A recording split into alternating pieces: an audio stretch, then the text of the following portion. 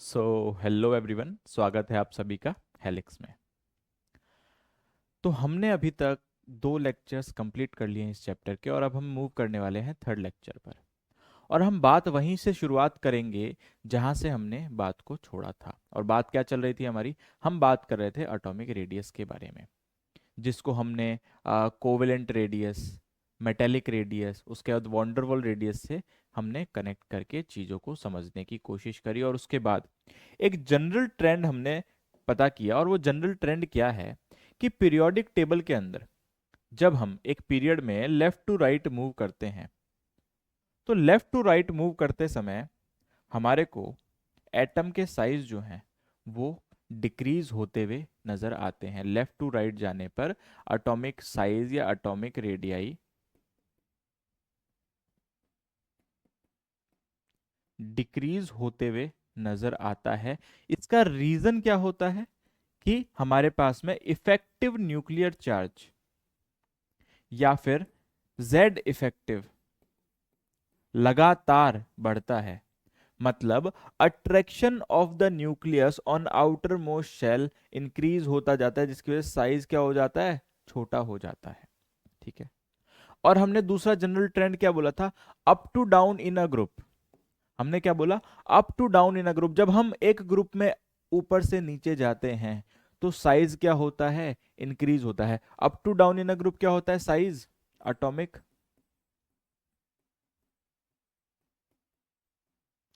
Atomic size क्या होता है? डिक्रीज होता है। अरे क्या होता है? सॉरी, इंक्रीज होता है। एटॉमिक साइज इंक्रीज होता है। और वो क्यों होता है? क्योंकि नंबर ऑफ शेल इंक्रीज होते हैं जब हम सेकेंड पीरियड से थर्ड पीरियड में जाएंगे। मतलब एक ग्रुप के अंदर अप टू डाउन मूव करेंगे तो क्या होगा? सेकंड और थर्ड पीरियड में क्या डिफरेंस है? नंबर ऑफ शेल का। सेकंड पीरियड में नंबर ऑफ शेल कितनी है? 2। थर्ड पीरियड में नंबर ऑफ शेल कितनी है? 3। तो नंबर ऑफ शेल जब इंक्रीज होगा तो एटम का साइज भी इंक्रीज होने वाला है। तो अभी तक हमने कोवेलेंट रेडियस की बात करी, हमने मेटेलिक रेडियस की बात करी, हमने वॉन्डरवॉल रेडियस की बात करी। अब हम लोग नेक्स्ट आयनिक रेडियस पे चलने वाले हैं और आयनिक रेडियस पर कुछ चर्चा करने वाले हैं। ठीक है। क्या हम आगे चल सकते हैं? क्या हम आगे चल सकते हैं? तो बेसिकली हम लोग जानते हैं कि नेचर में 2 तरह के आयंस प्रेजेंट होते हैं। किसकी बात करने वाले हैं हम? आयनिक रेडियस की। ठीक है। तो 2 तरह के आयंस देखने को मिलते हैं। कटायन वन इज कैटायन और अनदर वन इज एनायन। ठीक है। 2 तरह के आयंस देखने को मिलते हैं। कैटायंस कब बनते हैं? जब एक एटम में से, एक एटम है, उस एटम के अंदर से हम एक इलेक्ट्रॉन बाहर निकाल देते हैं, -1 इलेक्ट्रॉन। ठीक है। इलेक्ट्रॉन हमने बाहर निकाला और उससे क्या फॉर्म होगा? किसका फॉर्मेशन होगा? एटम, और इसके ऊपर +1 का चार्ज। यहां पर क्या आ जाएगा? +1 का चार्ज आ जाएगा। ठीक है। इसका मतलब मैं ये बोल दूं कि कैटायन के ऊपर पॉजिटिव चार्ज होता है। ठीक है। क्या इतना समझ में आता है? क्या हम आगे चलें? एनायन का मतलब क्या हो जाएगा? एक एटम है, उसके अंदर मैं एक इलेक्ट्रॉन को जोड़ दूं, इलेक्ट्रॉन आके जुड़ गया, मतलब एटम के ऊपर कौन सा चार्ज आ जाएगा? एटम के ऊपर -1 का चार्ज आ जाएगा। मतलब एनायन के ऊपर कौन सा चार्ज होता है? माइनस, यानी कि नेगेटिव। कैटायन पे कौन सा चार्ज आया? पॉजिटिव। एनायन पे कौन सा चार्ज आया? नेगेटिव। तो जब हम एक कैटायन की और एक एनायन की रेडियस की बात करते हैं, मतलब हम कैटायन और एनायन के साइज की बात करते हैं, तो उसमें क्या डिफरेंस आता है इन कंपैरिजन टू एक एटम, वो हम एक समझने वाले कॉन्सेप्ट पे बढ़ने वाले हैं। ठीक है। तो मान लो फॉर एग्जांपल मेरे पास में सोडियम है। सोडियम हमारा चाहिए था इसको हम हर बार यूज लेते हैं। 1s2 2s2 2p6 and 3s1। इसका मतलब क्या हो गया? अगर मैं इसका डायग्राम बनाना चाहूं तो कैसा बनेगा? ये क्या है हमारे पास में? न्यूक्लियस है। ये फर्स्ट शेल, ये सेकंड शेल और ये थर्ड शेल। ठीक है, अगर हम इसको ध्यान से देखें तो यहाँ पर 2 इलेक्ट्रॉन, ठीक है, यहाँ पर 8 इलेक्ट्रॉन, ये कौन सा शेल है इसका? सेकंड शेल है, इसके अंदर 8 इलेक्ट्रॉन और आउटर मोस्ट शेल के अंदर 1 इलेक्ट्रॉन। ठीक है, अब सोडियम क्या होता है? सोडियम एक मेटल होता है, इसलिए क्या करता है वो? इस अपने 1 इलेक्ट्रॉन को लूज कर देता है। उससे क्या होता है? इसका कॉन्फ़िगरेशन किसके जैसा हो जाता है? नोबल गैसेस जैसा हो जाता है।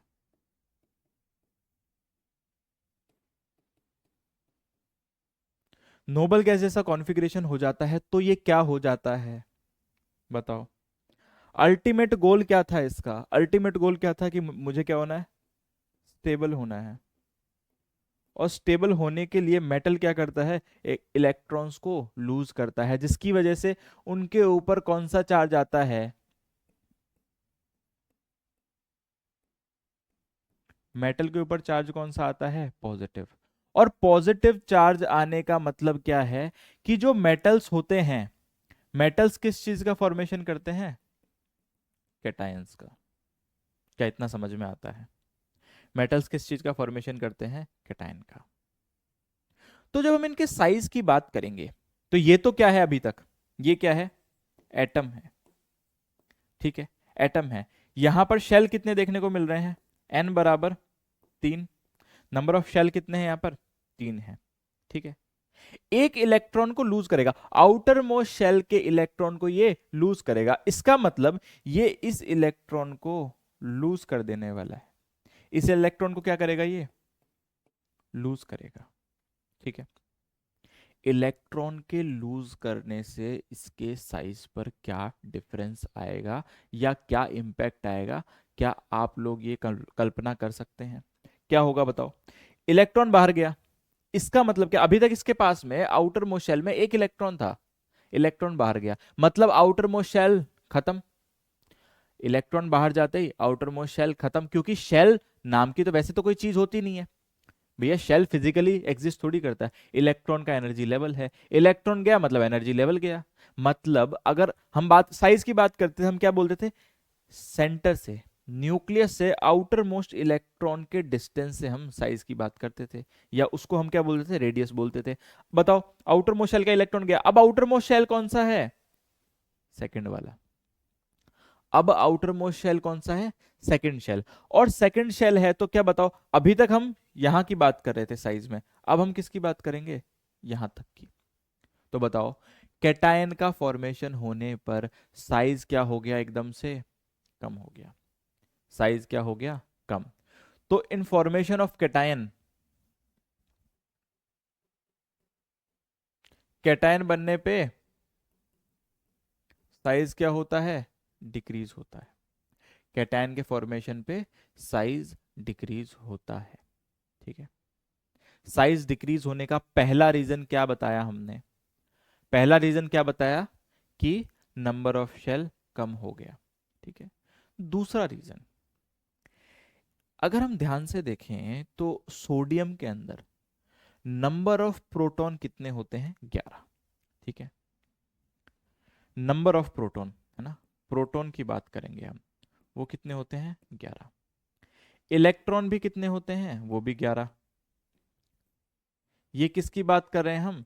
सोडियम एटम की। ठीक है, लेकिन जब मैं बात करूंगा, सोडियम से मैंने क्या बनाया? Na+। ठीक है, आयन बनाया, कैटायन बनाया मैंने। ठीक है, तो यहां पर प्रोटॉन्स का नंबर कितना है? 11 है। लेकिन इलेक्ट्रॉन का नंबर कितना हो गया है, 10 हो गया है। और यही रीजन बनता है कि इसका जो साइज है वो छोटा होता है। कैसे छोटा होता है? अभी तक हम लोगों ने क्या पढ़ा था कि सेंटर अट्रैक्शन लगा रहा है।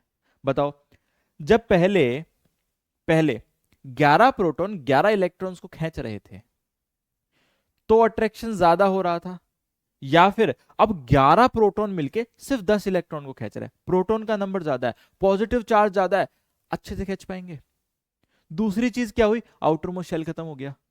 अभी तक थर्ड शेल दूर से पकड़ खींच के लाना पड़ रहा था, अब यहीं से पकड़ खींचना है और इफेक्टिवली खींच पाएंगे और इफेक्टिवली साइज को छोटा कर पाएंगे। तो बताओ, कैटायन के फॉर्मेशन पे साइज डिक्रीज होता है। इसके दो रीजन बताओ।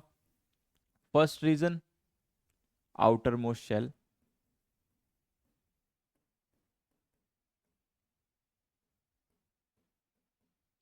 और सेकंड रीजन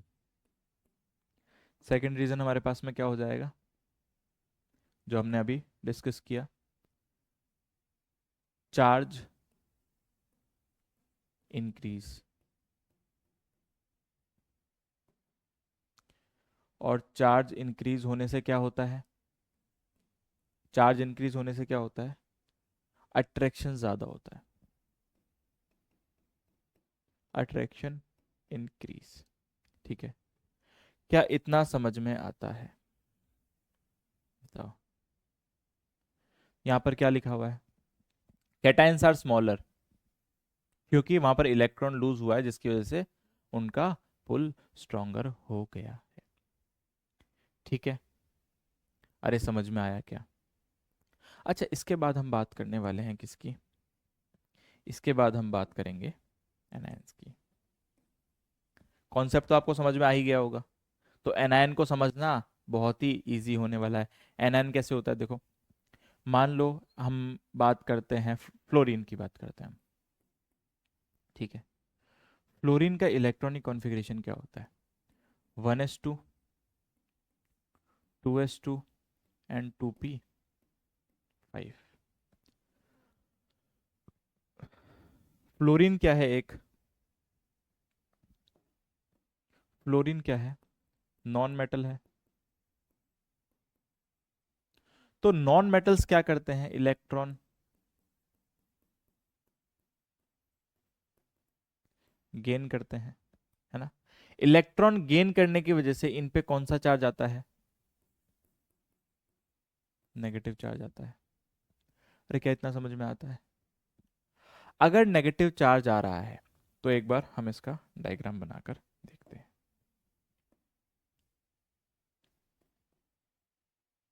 ये हमारे पास में न्यूक्लियस हो गया, ये फर्स्ट शेल और ये सेकंड शेल।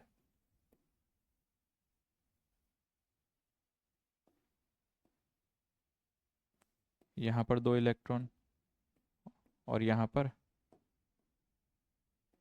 5 इलेक्ट्रॉन।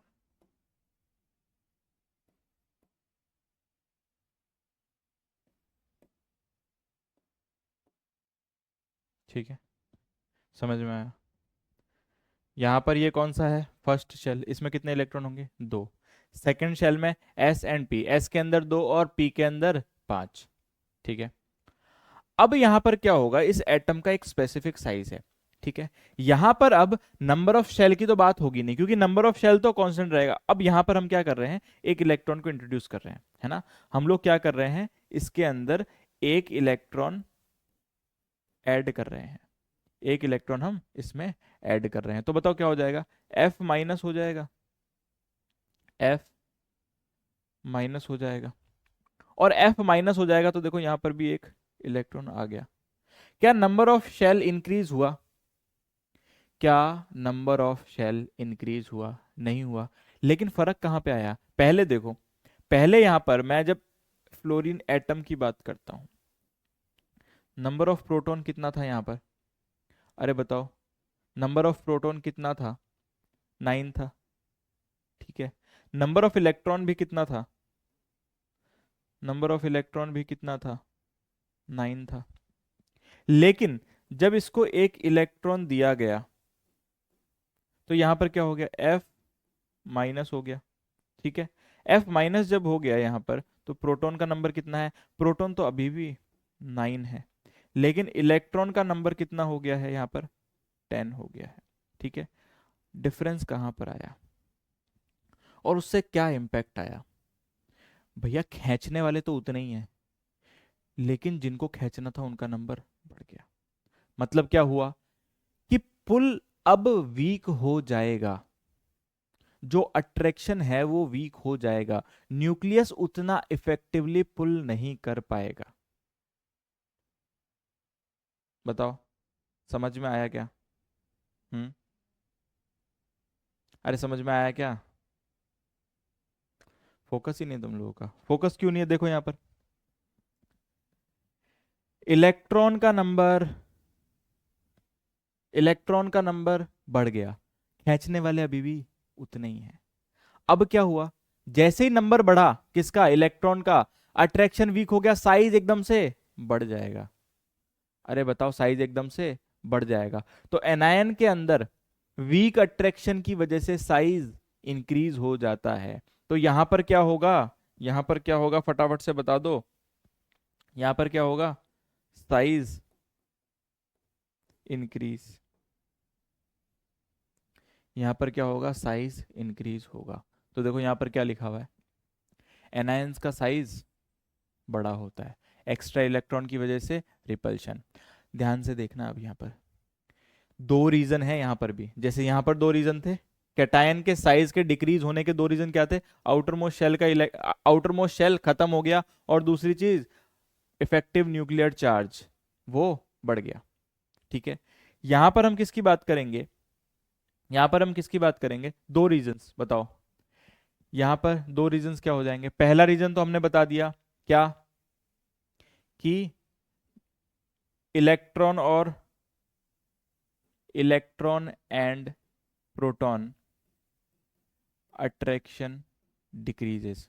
लेकिन दूसरी चीज देखो यहां पर, साइज जब इसका छोटा हो रहा था धीरे धीरे, पीरियोडिक टेबल में लेफ्ट टू राइट गए, साइज इसका छोटा हो रहा था, यहां पर देखो क्या हुआ है, एक इलेक्ट्रॉन बढ़ गया है।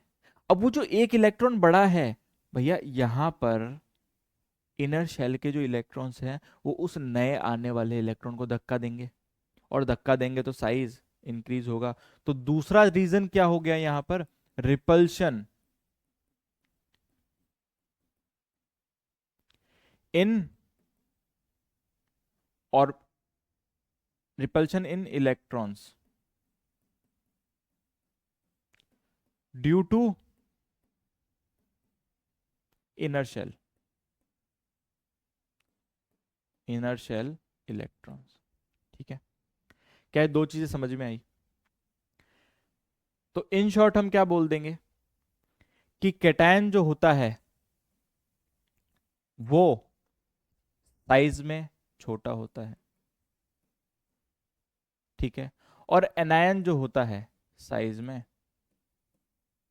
ज्यादा होता है। ठीक है, क्या इतना समझ में आता है? क्या हम आगे चल सकते हैं? हम अब आगे मूव करने वाले हैं।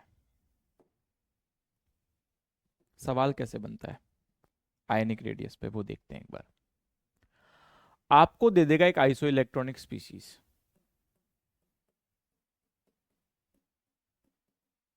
और बोलेगा साइज कंपेयर करो।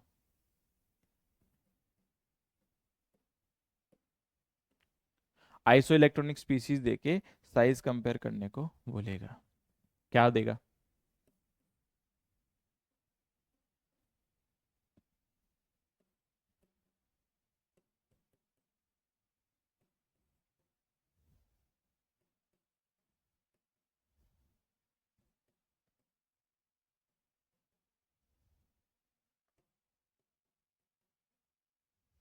ठीक है, सवाल दे दिया आपको ये, बोलेगा कंपेयर साइज, है ना? आइसो इलेक्ट्रॉनिक का मतलब होता है नंबर ऑफ इलेक्ट्रॉन सेम है। ठीक है, यहां पर अगर आप ध्यान से देखो तो यहां पर नंबर ऑफ प्रोटॉन और नंबर ऑफ इलेक्ट्रॉन की जब हम बात करेंगे, ठीक है, तो यहां पर एक चीज तो कॉमन है, क्या? इलेक्ट्रॉन। काउंट करो। सो हमारे पास में क्या है? सोडियम, मैग्नीशियम, एल्यूमिनियम, ये तो हमारे पास में क्या है? मेटल्स हैं।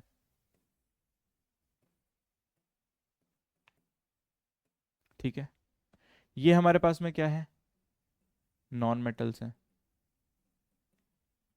और ये हमारे पास में कौन है? Noble gas. ठीक है, तो मेटल्स ने तो क्या किया? अपने इलेक्ट्रॉन्स को लूज किया। नॉन मेटल ने क्या किया? इलेक्ट्रॉन्स को गेन किया। और नोबल गैस अपने शांति से बैठी हुई है। अच्छा बताओ, यहां पर एटॉमिक नंबर कितना होता है? 10। तो नंबर ऑफ प्रोटॉन कितने होंगे? 10। ठीक है, एटॉमिक नंबर कितना? 9। नंबर ऑफ प्रोटॉन कितना? 9। एटॉमिक नंबर कितना? 8। नंबर ऑफ प्रोटॉन कितना? 8। एटॉमिक नंबर कितना? 7। नंबर ऑफ प्रोटॉन कितना? 7। यहां पर हम बात करेंगे तो 11, 12, 13। ठीक है, ये किसकी बात कर रहे हैं हम? नंबर ऑफ प्रोटॉन की। ठीक है, अगर इलेक्ट्रॉन की बात करें तो यहां पर देखो, नॉन मेटल में क्या हुआ है? नॉन मेटल में क्या हुआ है? Addition of electron.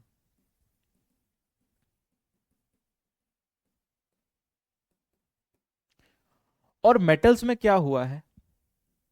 Removal of electron. ठीक है, अरे समझ में आ रहा है?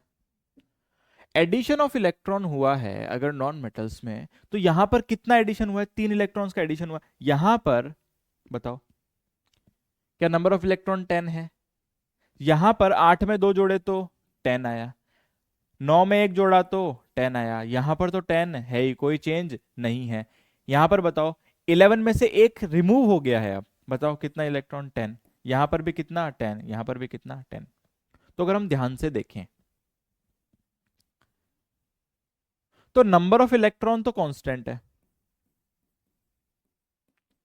नंबर ऑफ इलेक्ट्रॉन तो क्या है? कांस्टेंट है। लेकिन नंबर ऑफ प्रोटॉन क्या हो रहा है? इंक्रीज हो रहा है।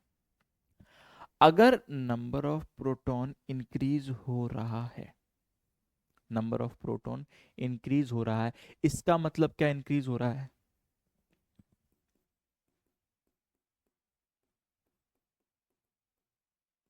अट्रैक्शन भी इंक्रीज हो रहा है। मतलब पुल जो है, पुल टुवर्ड्स न्यूक्लियस, वो स्ट्रांग हो रहा है। पुल टुवर्ड्स न्यूक्लियस क्या हो रहा है? स्ट्रांग हो रहा है। और अगर अट्रैक्शन स्ट्रांग हो रहा है तो साइज क्या होगा? बताओ। अट्रैक्शन स्ट्रांग हो रहा है तो साइज छोटा होगा। इसका मतलब क्या हुआ कि जैसे जैसे अट्रैक्शन ज्यादा होगा साइज छोटा होगा। अट्रैक्शन ज्यादा, साइज छोटा।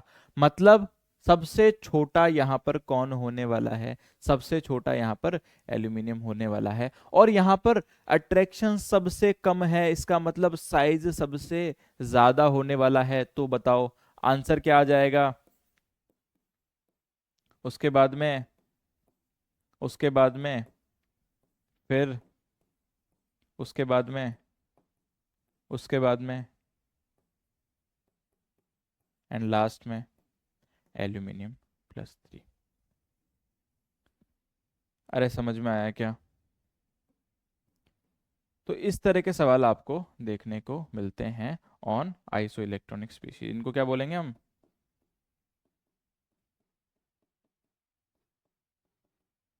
ये सभी क्या है? आइसो इलेक्ट्रॉनिक स्पीशीज हैं। इनके अंदर नंबर ऑफ इलेक्ट्रॉन जो है, ये रहा नंबर ऑफ इलेक्ट्रॉन, सबके अंदर कांस्टेंट है। समझ में आया? अरे क्या समझ में आया इतना? अगर आपका कोई भी डाउट है इससे रिलेटेड, तो आपको क्या करना है? कमेंट्स के अंदर अपना डाउट ड्रॉप करना है। ठीक है, इसके बाद हम लोग आगे चल सकते हैं। ये नोट करना है क्या? नोट कर लो एक बार फटाफट से।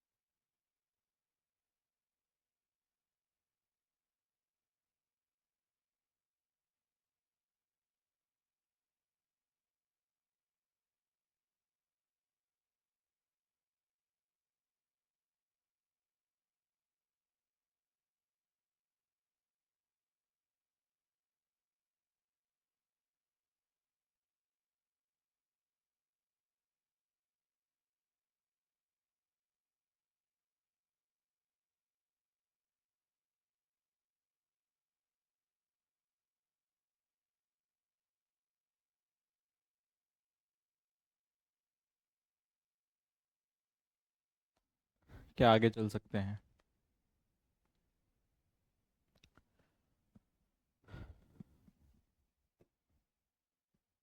क्या ये पूरा समझ में आ गया?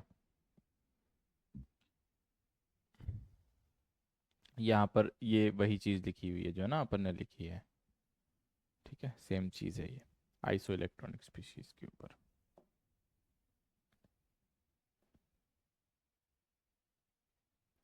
एटॉमिक साइज से हमने बात शुरू करी थी, ठीक है। तो यहाँ पर मैं लिख दूँ आयनिक साइज, कैटायन, कैटायन का साइज क्या होता है? साइज डिक्रीज हो जाता है, स्ट्रॉन्ग पुल हो जाता है, और एनायन का साइज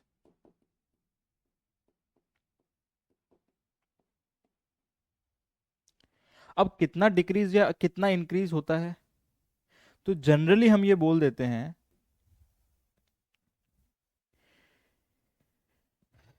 कि जब एटम कैटायन में कन्वर्ट होता है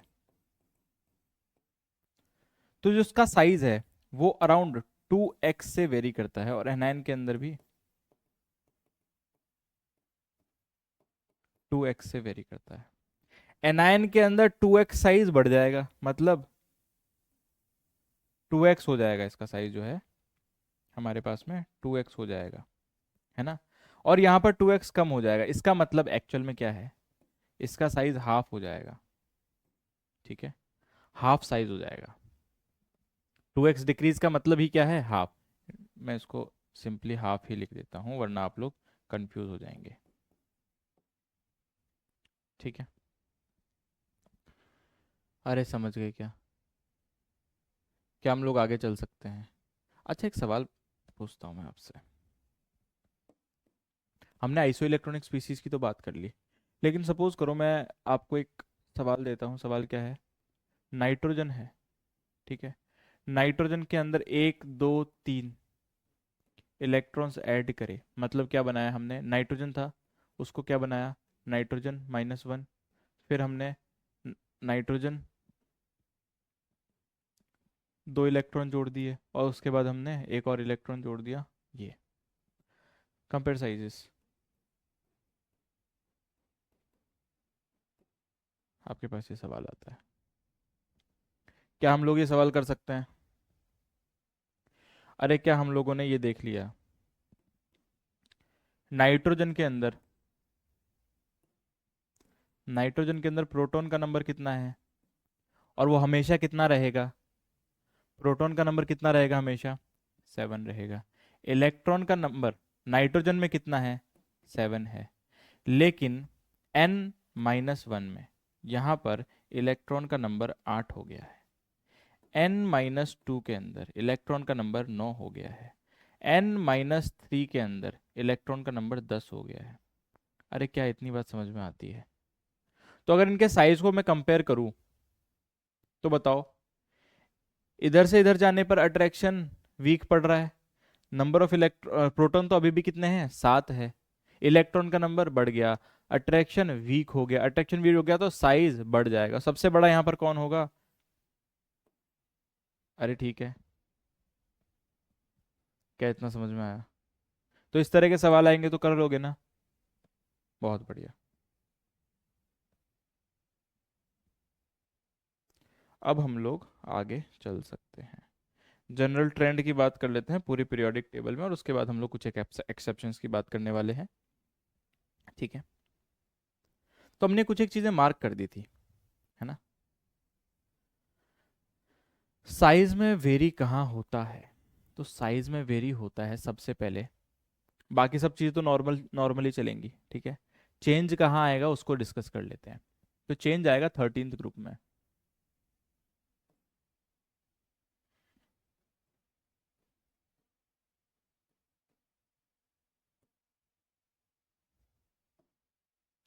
13th ग्रुप में। तो जनरल ट्रेंड क्या होता है? अप टू डाउन जाने पर साइज इंक्रीज होता है, तो क्या होना चाहिए बताओ?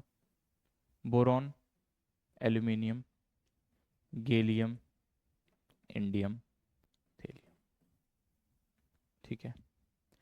जनरल ट्रेंड क्या होगा? बोरॉन सबसे छोटा, फिर एल्यूमिनियम, फिर गैलियम, फिर इंडियम, फिर थेलियम। लेकिन ऐसा नहीं होता, ठीक है, ऐसा नहीं होता। एक्चुअल ट्रेंड क्या आता है? एक्चुअल ट्रेंड ये होता है कि यहां पर एल्यूमिनियम और गैलियम अपनी पोजीशन को इंटरचेंज कर लेते हैं, ठीक है, एल्यूमिनियम और गैलियम अपनी पोजीशन को इंटरचेंज कर लेते हैं। तो क्या आता है जनरल ट्रेंड? यहां पर सिर्फ 13th ग्रुप की बात कर रहे हैं हम लोग। सबसे छोटा बोरॉन, उसके बाद में गैलियम, फिर एल्यूमिनियम, फिर इंडियम और फिर thallium.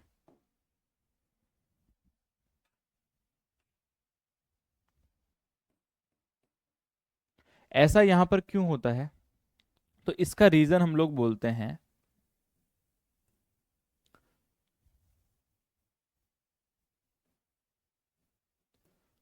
Poor shielding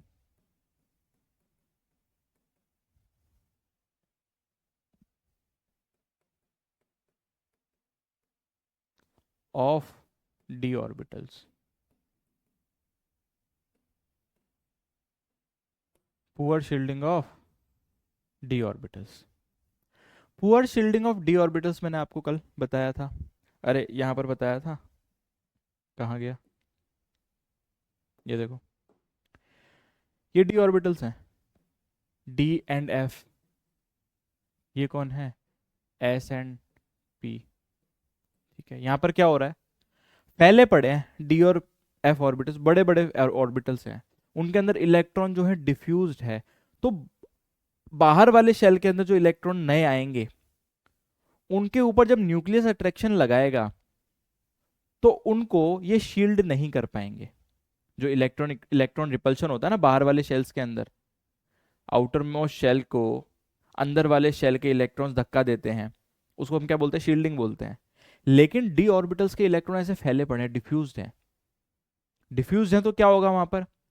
outer most shell का इलेक्ट्रॉन या आउटर मोस्ट शेल न्यूक्लियस के करीब आ जाएगा। क्यों? क्योंकि डी की पुअर शील्डिंग होती है, सेम एफ की भी पुअर शील्डिंग होती है, ठीक है। लेकिन एस और पी की शील्डिंग बहुत ही अच्छी होती है, ये हम लोगों ने ऑलरेडी डिस्कस कर लिया था, ठीक है। तो यहाँ पर देखो, कैल्शियम से जब हम आगे बढ़े तो यहाँ पर डी के अंदर इलेक्ट्रॉन जाने लगे, और जब डी के अंदर इलेक्ट्रॉन गए तो जब हम गैलियम पे आए तो यहाँ पर डी के अंदर टोटल 10 इलेक्ट्रॉन आ चुके थे। और 10 इलेक्ट्रॉन आने का मतलब ये है कि 5 ऑर्बिटल्स डी के इंट्रोड्यूस हो चुके थे। अरे हर एक ऑर्बिटल में 2 इलेक्ट्रॉन होते हैं, तो 5 ऑर्बिटल्स डिफ्यूज्ड इलेक्ट्रॉन्स जब बीच में आ गए तो वो आउटर मोस्ट शेल को धक्का नहीं दे पाएंगे, रिपेल नहीं कर पाएंगे, शील्ड नहीं कर पाएंगे। उसकी वजह से क्या होगा? साइज डिक्रीज हो जाएगा। तो यहां पर इसका गैलियम का साइज डिक्रीज हो जाता है, ठीक है। तो यहाँ पर ट्रेंड में एक जरा सा डिफरेंस आ जाता है कि जो गैलियम है वो एल्यूमिनियम से छोटा हो जाता है। अच्छा, आप बोलोगे कि सर उसके हिसाब से तो यहाँ पर भी डिफरेंस आना चाहिए था। डिफरेंस आता है, डिफरेंस यहाँ पर भी आता है, लेकिन उतना नहीं आता। मान लो आप एक हाईवे पे जा रहे हो और आपकी गाड़ी 150 की स्पीड पे और अचानक से स्पीड ब्रेकर आ जाता है, ठीक है। तो अब आप गाड़ी संभाल कर चलाओगे, झटका तो लगेगा। झटका तो, ये बढ़िया ट्रेंड चल रहा था, यहां से यहां तक साइज इंक्रीज, यहां से यहां तक साइज इंक्रीज, यहां से यहां तक, अरे झटका लग गया, ब्रेकर आ गया हाईवे पे, एकदम से झटका लगा, ठीक है। लेकिन उसके बाद सब नॉर्मल हो गया, आप उसके बाद वापस से गाड़ी चलाने लग जाओगे, ठीक है। अरे ठीक है, तो यहां पर इंडियम और थेलियम के अंदर जब हम साइज डिफरेंस की बात करते हैं तो एक्चुअल में यहां पर साइज के अंदर जो डिफरेंस होता है बहुत ज्यादा नहीं होता है ना। मतलब अगर यूजुअली हम देखेंगे एक ग्रुप के अंदर, ये फर्स्ट एटम जो है, फिर उसके बाद थोड़ा सा बड़ा हुआ, उसके बाद बड़ा हुआ, उसके बाद बड़ा हुआ, उसके बाद बड़ा हुआ, इस तरीके साइज में डिफरेंस आता है। यहां पर जब हम देखेंगे, यहां पर सबसे पहले बोरॉन, उसके बाद में गैलियम, फिर एल्यूमिनियम, एल्यूमिनियम और गैलियम में लगभग कंपेरेबल साइज होता है, थोड़ा बहुत ही फर्क होता है, थोड़ा बहुत वैल्यू गैलियम की ज्यादा होती है, ठीक है। उसके बाद इंडियम और थेलियम को जब हम देखेंगे तो इंडियम में जनरल ट्रेंड के हिसाब से इंडियम इतना होना चाहिए था और थेलियम इतना होना चाहिए था, लेकिन इंडियम इतना होता है और थेलियम इतना होता है, बस इतना सा फर्क आता है। देखना एक बार, जैसे मान लो जनरली हम ट्रेंड की बात करेंगे तो कुछ इस तरीके से ट्रेंड हमको देखने को मिलता है, साइज इस तरीके से चेंज हो रहा है, लेकिन यहां पर जब हम देखेंगे तो ये जितना होगा ना, लगभग लगभग उतना ही ये भी होगा, साइज में बहुत ज्यादा डिफरेंस नहीं आएगा, जब इनकी वैल्यूज देखेंगे तो वो आस पास होने वाली है। हम लोग इसको पी ब्लॉक में अच्छे से पढ़ने वाले क्लास 12th के अंदर, जब हम लोग देखेंगे 13th ग्रुप, तब हम इसकी डिटेल स्टडी करने वाले हैं, ठीक है। तो एक ट्रेंड ये हो गया, क्या याद रहेगा? अरे याद रहेगा क्या? सेकंड चीज, यहां पर जब हम अप टू डाउन जा रहे हैं तो साइज यूजुअली इंक्रीज होता है, साइज क्या होता है? इंक्रीज होता है। लेकिन जब हम, ये कौन सी सीरीज है बताओ? इसको मिटा सकता हूं मैं, पिछली क्लास में हम देख चुके हैं इस चीज को। ये कौन सी सीरीज है? 3D सीरीज है। ये कौन सी सीरीज है? 4D सीरीज है। ये कौन सी सीरीज है? 5D सीरीज है। आप बोलेंगे सर ये तो फोर्थ पीरियड है। हाँ फोर्थ पीरियड है, ठीक है, फोर्थ पीरियड है, लेकिन 3D सीरीज है, क्योंकि अंदर इसके अंदर इलेक्ट्रॉन कौन से डी में गया है? 3D के अंदर गया। डी के अंदर हमेशा इलेक्ट्रॉन, डी के अंदर इलेक्ट्रॉन हमेशा n-1 के अंदर जाता है, मालूम है, और एफ के अंदर n-2 के अंदर जाता है। अरे इतना तो मालूम होगा। तो बताओ, ये जो 5D सीरीज है, इसके अंदर F का इंट्रोडक्शन हो चुका है, 4F के अंदर इलेक्ट्रॉन जा चुका है, तो बढ़िया, यहाँ से अप टू डाउन जाने पे साइज इंक्रीज हो रहा था, साइज इंक्रीज हो रहा था, साइज इंक्रीज हो रहा था, झटका लगा। झटका क्यों लगा? पूरी की पूरी लेंथेनाइट सीरीज आ गई है। क्यों झटका लगा? क्योंकि पूरी की पूरी लेंथेनाइट सीरीज आ गई है। ये उससे भी महान है, डी ऑर्बिटल से भी महान है। डी ऑर्बिटल अगर इतने फैले हुए थे तो ये इतने ज्यादा फैले हुए हैं। अरे डी ऑर्बिटल अगर इतने फैले हुए थे ना, तो एफ तो और भी ज्यादा फैले हुए हैं, तो इनकी और भी ज्यादा पुअर शील्डिंग होती है, इनकी और भी ज्यादा पुअर शील्डिंग होती है। यहां पे जब हम बात कर रहे थे, 13th ग्रुप की बात करी हमने कि भैया यहां पे झटका लगा है, इसकी वजह से यहां पे साइज में डिफरेंस आया, उसके बाद में जो जनरल ट्रेंड है वो फॉलो हुआ, उसके बाद में जनरल ट्रेंड फॉलो हुआ। लेकिन यहां पर ये और भी ज्यादा फैले पड़े हैं, और भी ज्यादा फैले पड़े हैं, तो क्या होगा? ये जितने भी एलिमेंट्स हैं, झटका लंबा महसूस होगा। भैया अब की बार सिर्फ ब्रेकर नहीं आया, अब की बार तो खड्डा ही आ गया भयंकर वाला। और हम इसका रीजन क्या बोलते हैं? इसका रीजन क्या बोलते हैं हम? इसको हम बोलते हैं lanthanide contraction. Lanthanide contraction, lanthanide contraction, ठीक है। तो यहां पर जो साइज का ऑर्डर आता है, यूजुअली क्या होना चाहिए था? यहां पर देखो, हम किसकी बात कर रहे हैं? टाइटेनियम, उसके बाद में जिरकोनियम और हॉफनियम की। ट्रेंड क्या होना चाहिए था? ये साइज इंक्रीज होना चाहिए था, लेकिन एक्चुअल में क्या होता है? यहां पर टाइटेनियम, टाइटेनियम के बाद में जिरकोनियम, और लगभग लगभग कंपेरेबल साइज किसका होता है? हॉफनियम का, ठीक है। वैसे ही यहां पर जब हम नायोबियम और टेंटेलम की बात करेंगे, तो नायोबियम का भी साइज लगभग बराबर होता है टेंटेलम के, ठीक है। उसके बाद जब हम मॉलिब्डेनम की बात करेंगे तो इसका भी साइज लगभग लगभग किसके बराबर होता है? टंगस्टन के। झटका ज्यादा दूरी तक चला, वहां पर सिर्फ एक ग्रुप में डिफरेंस आया था, यहाँ पर 3 ग्रुप में डिफरेंस आता है, इसको लेंथेनॉइड कॉन्ट्रैक्शन बोलते हैं। इसका रीजन यहाँ पे भी आप मेंशन कर सकते हैं।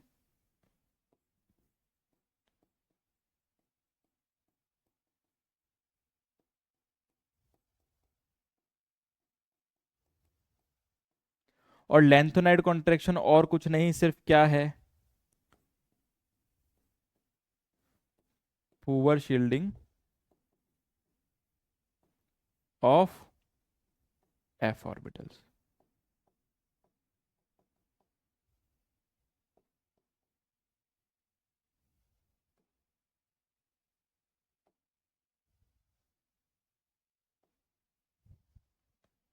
ठीक है, poor shielding of F orbitals होती है।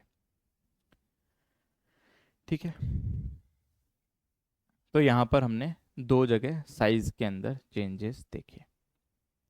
तीसरी जगह होती है ये। ठीक है, तो यहां पर मैं फिलहाल के लिए आपको एक ग्राफ दिखा देता हूं।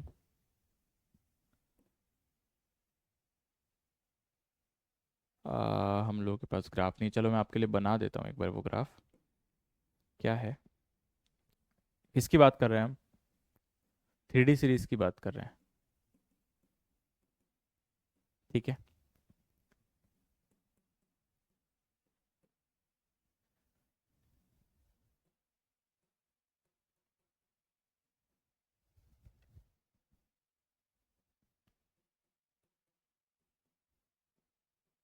ठीक है, ग्राफ कुछ ऐसा आता है।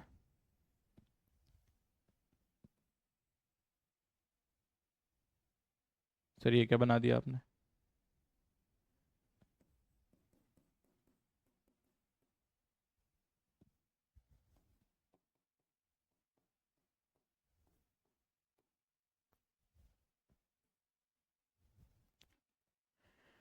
तो यहां पर क्या होता है, जब स्कैंडियम से स्टार्ट करते हैं हम लोग, यहाँ पर साइज स्टार्ट हुआ है स्कैंडियम से, स्कैंडियम सबसे बड़ा है। ठीक है, उसके बाद ये जो फेकोनी है, आयरन, कोबाल्ट और निकल, ये लगभग लगभग बराबर साइज होता है इनका।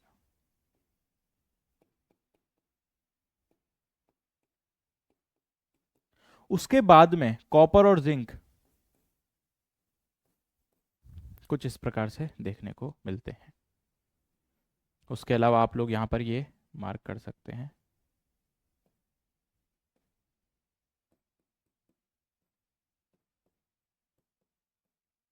ठीक है, तो यहाँ पर आपको इन तीनों को याद रखना है और कॉपर और जिंक को याद रखना है। तो ऑर्डर क्या आता है यहाँ पर? सबसे बड़ा स्कैंडियम, फिर टाइटेनियम, फिर वेनेडियम, फिर क्रोमियम, फिर मैंगनीज, और ये यहाँ पर। उसके बाद में देखना, इसके बाद में साइज इंक्रीज हुआ है, कॉपर क्या है, बड़ा है, और जिंक और भी बड़ा है।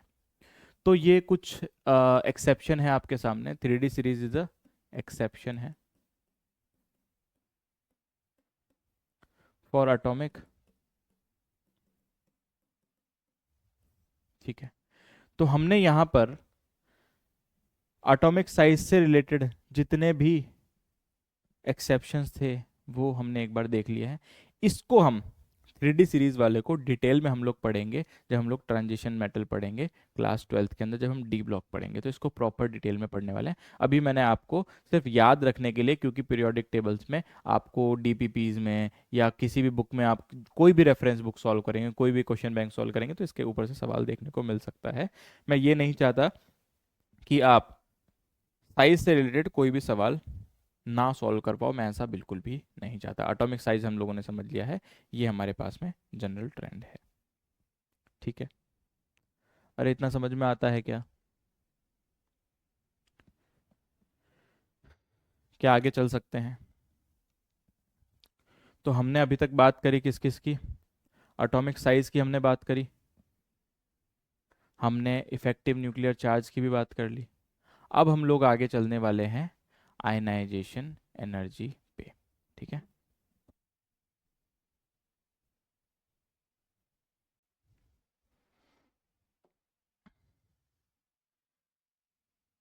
तो अब हम लोग बात करने वाले हैं एटॉमिक साइज के बाद में आयनाइजेशन एनर्जी के बारे में।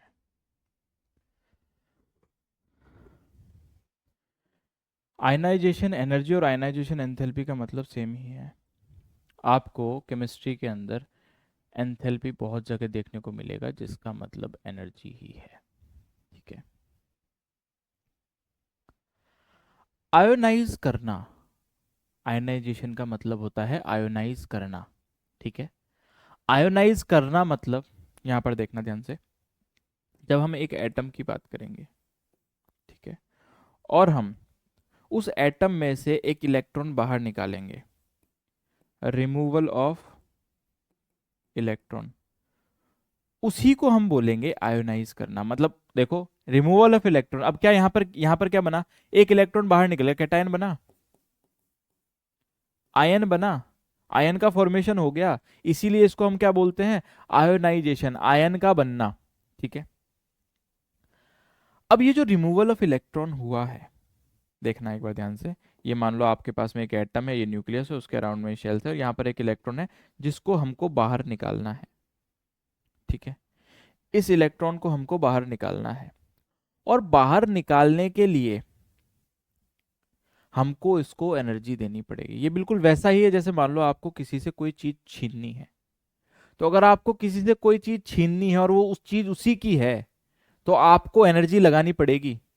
अरे मान लो रास्ते में आप रात में कहीं जा रहे थे और आपके सामने चोर आ गया, अब वो चोर आपसे चोरी करने की कोशिश कर रहा है, आपका फोन, पैसे, पर्स सब कुछ छीनने की कोशिश कर रहा है, अपने आप दे दोगे क्या, आपकी ले भैया चोर हो आप तो ले जाओ, आपका तो काम ही यही है? नहीं, कोशिश करोगे अपने पास रखने की। अरे वही कोशिश न्यूक्लियस भी कर रहा होगा, क्योंकि अट्रैक्शन है, ये इलेक्ट्रॉन उसी का तो है, तो वही कोशिश ये न्यूक्लियस भी कर रहा होगा। तो हमको अगर वो इलेक्ट्रॉन बाहर निकालना है तो हमें एनर्जी लगानी पड़ेगी। जैसे चोर आपको एनर्जी छीनता है, एनर्जी से छीनता है ना, आपसे कोई भी चीज छीननी होती है एनर्जी के साथ में छीनता है, उसको अपनी ताकत का प्रदर्शन करना होता है, चाहे वो फिजिकली आपको डराए या फिर आपको वो गन पॉइंट पे डराए, उसको अपनी एनर्जी तो लगानी पड़ेगी। और अगर मैं दूसरा तरीका आपको बताऊं, तो अभी तक हमने क्या बोला कि जो इलेक्ट्रॉन्स हैं, शेल्स जैसी कोई फिजिकल चीज नहीं होती, एक्चुअल में क्या होता है, एनर्जी लेवल्स होते हैं, और अगर एनर्जी लेवल्स होते हैं, यहां पर इलेक्ट्रॉन अगर होता उसकी एनर्जी कम होती, यहां पर जो इलेक्ट्रॉन है उसकी एनर्जी इस इलेक्ट्रॉन से ज्यादा है, अगर इस इलेक्ट्रॉन को और दूर लेके जाएं तो एनर्जी हमको बढ़ानी पड़ेगी, एनर्जी बढ़ाएंगे मतलब एनर्जी देनी पड़ेगी, अरे तभी तो बढ़ेगी एनर्जी, तभी तो बढ़ेगी। दूर ले जाने का मतलब क्या है, इसको एटम से बाहर निकालना, मतलब एनर्जी इसकी बहुत ज्यादा बढ़ जाएगी। ठीक है, एनर्जी बढ़ गई इसका मतलब ये इसका एटम से नाता टूट गया, उसी को हमने क्या बोला, आयनाइजेशन बोला। तो आयनाइजेशन की अगर हम डेफिनेशन की बात करें, तो आयनाइजेशन की डेफिनेशन क्या होती है, देखो यहां पर लिखी हुई है, minimum energy required to remove electrons, 1 mole of electron है ना, 1 मोल की बात करेंगे हम, सिंगल एटम की बात नहीं करते हैं, है ना। तो minimum energy required to remove 1 mole of electrons. अच्छा, इलेक्ट्रॉन्स को निकालने के लिए एक स्पेसिफिक कंडीशन है, जो एटम है वो आइसोलेटेड गैसियस स्टेट में होना जरूरी है। ठीक है, आइसोलेटेड गैसियस स्टेट में एटम का होना जरूरी है। ठीक है,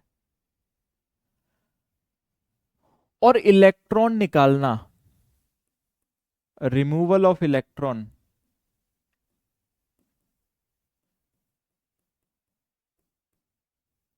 इसका मतलब ये होता है इलेक्ट्रॉन को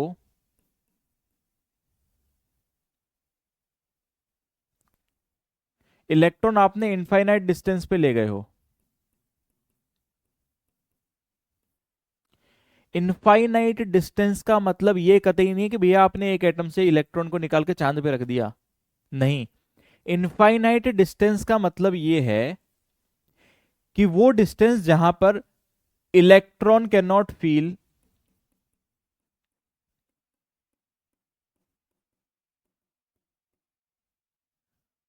अट्रैक्शन फ्रॉम न्यूक्लियस। ठीक है, मतलब उस न्यूक्लियस से उसका नाता आपने तोड़ दिया। ठीक है, उस न्यूक्लियस से आप उसको इतनी डिस्टेंस पर ले गए, आपने उसको इतनी एनर्जी दे दी कि अब वो इलेक्ट्रॉन इस न्यूक्लियस के अट्रैक्शन से बाहर जा चुका है।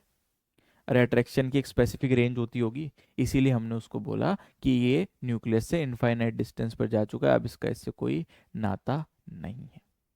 ठीक है, और इतना समझ में आता है क्या?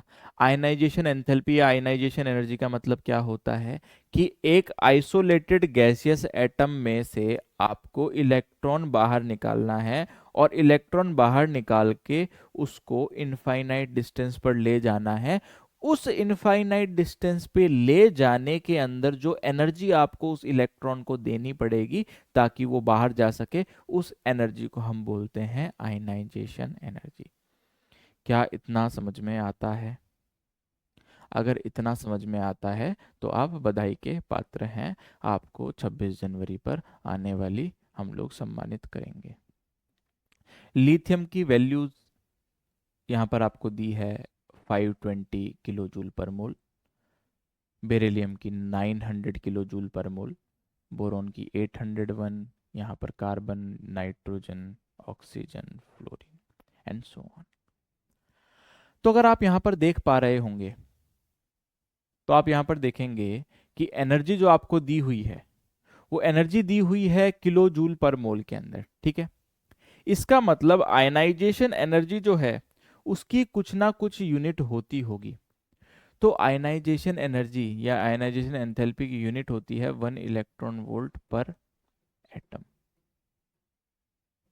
ठीक है, और अगर हम किलो जूल पर मोल में देखना चाहें तो ये सिर्फ डेटा है, आपको याद रखने की सख्त जरूरत है। वो क्या हो जाएगा, 1 ईवी पर एटम बराबर 96.4 किलो जूल पर मोल। ठीक है, या फिर अगर हम यूनिट चेंज कर दें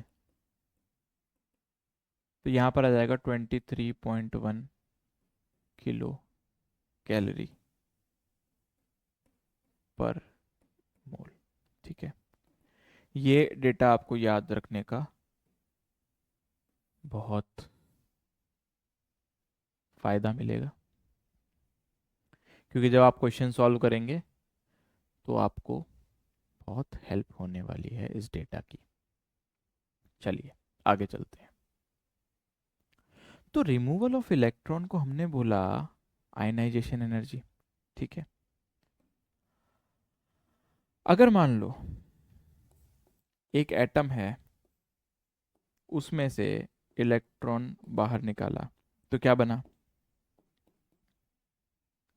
अगर मैं उसमें से एक और इलेक्ट्रॉन बाहर निकाल दूं तो क्या बनेगा? दो दो पॉजिटिव चार्ज। अगर मैं एक और इलेक्ट्रॉन बाहर निकाल दूं तो क्या होगा? तो आप ये देख पा रहे हैं, एक बार इलेक्ट्रॉन बाहर निकाला उसको आयनाइजेशन एनर्जी बोला, दूसरी बार इलेक्ट्रॉन बाहर निकाला उसको भी आयनाइजेशन एनर्जी बोला, तीसरी बार इलेक्ट्रॉन बाहर निकाला उसको भी आयनाइजेशन एनर्जी बोला। ठीक है, तो जो फर्स्ट टाइम आयनाइजेशन एनर्जी दी जाती है उसको बोलते हैं IE1, यहां पर 1 दे देते हैं। जो सेकंड टाइम दी जाती है उसको IE2, यहां पर इसको आयनाइजेशन एनर्जी 3। और इस ही कॉन्सेप्ट को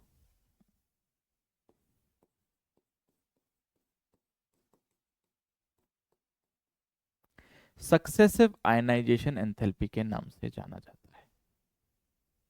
ठीक है, सक्सेसिव आयनाइजेशन एनर्जी के नाम से जाना जाता है। ये जो आपको 1 2 3 इलेक्ट्रॉन्स निकालने में जो एनर्जी देनी पड़ रही है उसको हम सक्सेसिव आयनाइजेशन एनर्जी बोलते हैं। ठीक है, अच्छा, आयनाइजेशन एनर्जी जो है, उस आयनाइजेशन एनर्जी के लिए आपको क्या क्या रिक्वायरमेंट्स होने वाली हैं, एक बार हम उसकी बात कर लेते हैं। आयनाइजेशन एनर्जी का मतलब क्या? इलेक्ट्रॉन को बाहर निकालना। इलेक्ट्रॉन आसानी से कौन बाहर निकालने देगा? जिसके अंदर न्यूक्लियस का अट्रैक्शन इलेक्ट्रॉन पे सबसे कम है। वो आसानी से इलेक्ट्रॉन बाहर निकालने देगा। समझ में आया कॉन्सेप्ट? कॉन्सेप्ट क्या है बताओ? अगर मान लो, उसी स्लाइड पे चलते हैं अपन, है ना। अगर मान लो साइज कम है,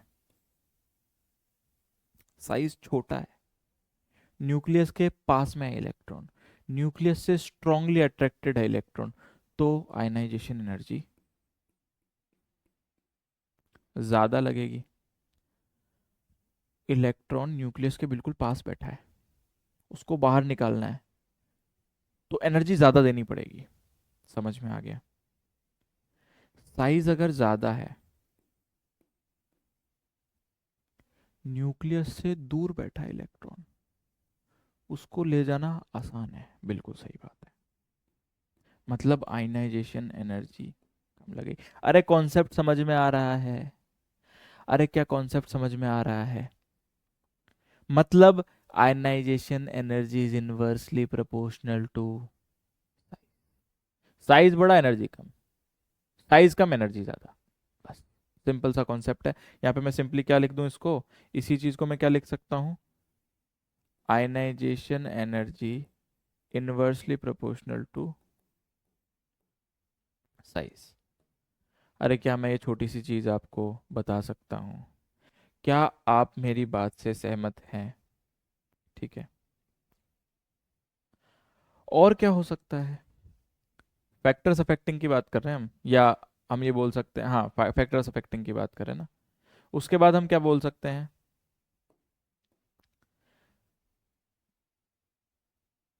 इफेक्टिव न्यूक्लियर चार्ज।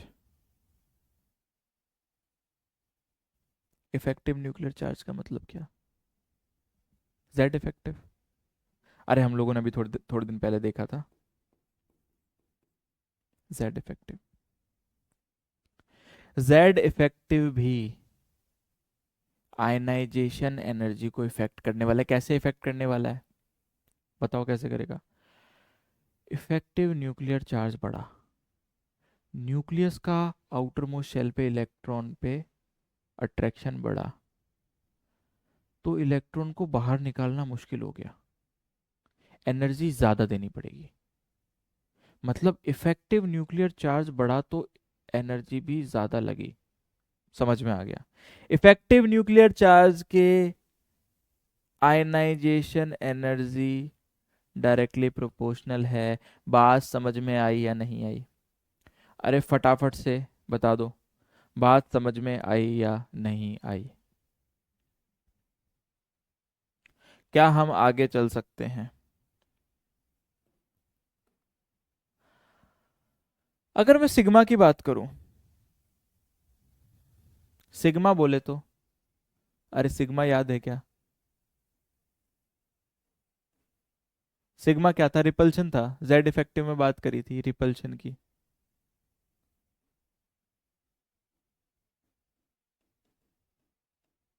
रिपल्शन की बात करी थी। जो कौन लगा रहा था? इनर शेल इलेक्ट्रॉन्स किस पे लगा रहे थे? On outer shell electron. तो अगर ये रिपल्शन बढ़ेगा, मतलब देखो, ये न्यूक्लियस है, ये इसके अराउंड शेल्स हैं, ये शेल इस शेल पे रिपल्शन लगाएगा, जितना ज्यादा रिपल्शन लगाएगा ये शेल उतना ही ज्यादा दूर हो जाएगा। और अगर शेल दूर हो गया, अगर शेल दूर हो गया तो उससे इलेक्ट्रॉन को निकालना आसान हो जाएगा, मतलब एनर्जी कम लगेगी। इसका मतलब क्या मैं ये बोल सकता हूं, क्या मैं ये बोल सकता हूं कि अगर सिग्मा बढ़ा, सिग्मा अगर बढ़ा तो आयनाइजेशन एनर्जी कम लगेगी, आयनाइजेशन एनर्जी कम लगेगी, है ना। तो आई ई कम हो जाएगी। अरे इतना समझ में आता है तो मैं क्या ये बोल सकता हूं कि sigma is inversely proportional to ionization energy? अरे बोल सकते हैं। तो मैं इसको साफ साफ लिख देता हूं आपके लिए। चीज समझ में आ गई है ना? तो अब हम इसको क्लियरली लिख सकते हैं। तो screening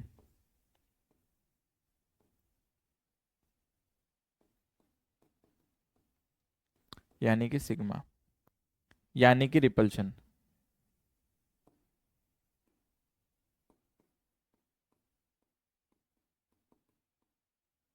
is inversely proportional to ionization energy. तो अभी तक हमने क्या क्या देखा बताओ? कि साइज की बात कर ली, साइज कैसे इनवर्सली प्रोपोर्शनल है, जेड इफेक्टिव कैसे डायरेक्टली प्रोपोर्शनल है, सिग्मा कैसे इनवर्सली प्रोपोर्शनल है। एक और चीज लास्ट, नंबर ऑफ शेल। किसकी बात करें हम? नंबर ऑफ शेल की। ठीक है, नंबर ऑफ शेल बढ़ेगा, आयनाइजेशन एनर्जी कम हो जाएगी। नंबर ऑफ शेल बढ़ते ही आयनाइजेशन एनर्जी कम हो जाएगी। इनवर्सली प्रोपोर्शनल का रिलेशन हमारे सामने आने वाला है। क्या इतना समझ में आया? क्या इतना समझ में आया? अगर इतना समझ में आया तो एक सवाल करते हैं। सवाल क्या है कि मान लो आपके पास में दो एलिमेंट्स हैं, ठीक है, और दोनों एलिमेंट्स के लिए आपको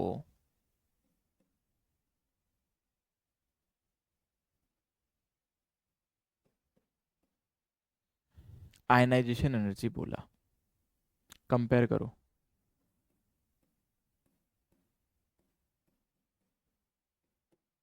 कंपेयर आयनाइजेशन एनर्जी, किसकी ज्यादा होगी किसकी कम होगी बताओ? पोटेशियम और sodium. Potassium is a fourth period element और sodium is third period element. ठीक है, अगर हम साइज की बात करें तो साइज जो है वो पोटेशियम का ज्यादा है सोडियम से। इसका मतलब outermost electron weakly attracted होगा।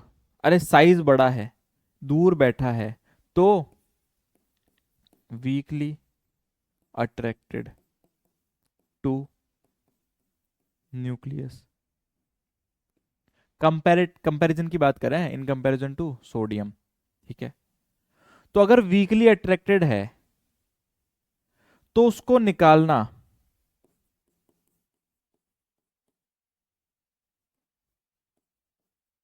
उसको निकालना क्या होगा? आसान होगा? अरे आसान है। तो बताओ, अगर हम आयनाइजेशन एनर्जी की वैल्यू की बात करेंगे तो सोडियम और पोटेशियम में से ज्यादा किसकी होगी आयनाइजेशन एनर्जी? ज्यादा ताकत किस में लगेगी इलेक्ट्रॉन को निकालने में? सोडियम। आई होप आपको ये कॉन्सेप्ट समझ में आया। ये कॉन्सेप्ट समझ में आया क्या? ठीक है, ऐसे ही आपको और भी सवाल दे सकता है। जैसे मान लो आपके पास में जैसे मान लो फॉर एग्जांपल फ्लोरीन है और ऑक्सीजन है। इन दोनों में से इलेक्ट्रॉन निकालना ज़्यादा मुश्किल किस में होगा? ज़्यादा मुश्किल किस में होगा? जिसका साइज छोटा होगा। साइज किसका छोटा है? फ्लोरीन का छोटा है। तो आयनाइजेशन एनर्जी फ्लोरीन की ज़्यादा होगी इन कंपैरिजन टू ऑक्सीजन। क्या इतना समझ में आता है? अरे समझ में आया क्या? क्या हम आगे चल सकते हैं?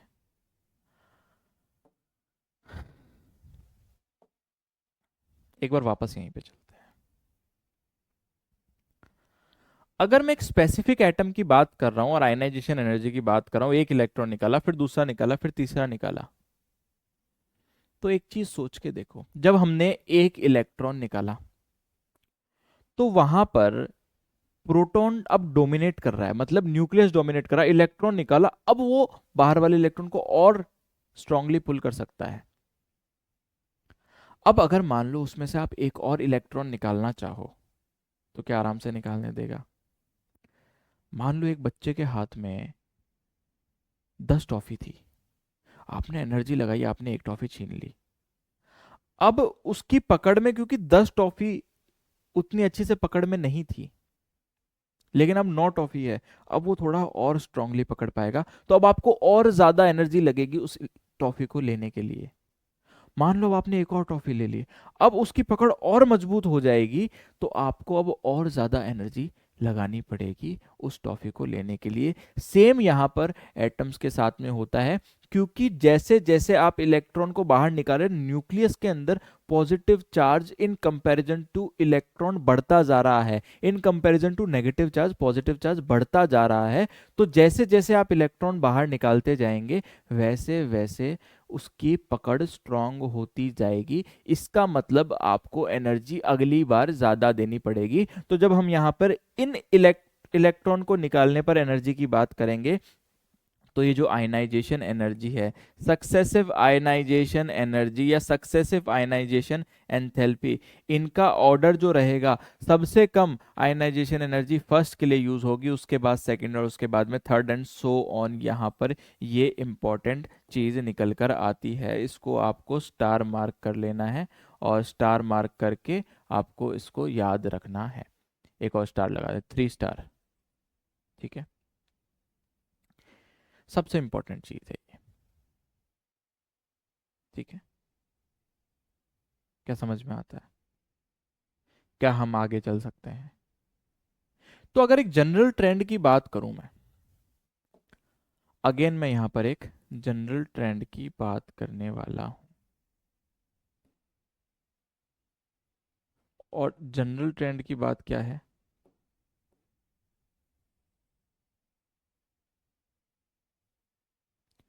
जनरल ट्रेंड जब हम देखेंगे आयनाइजेशन एनर्जी का,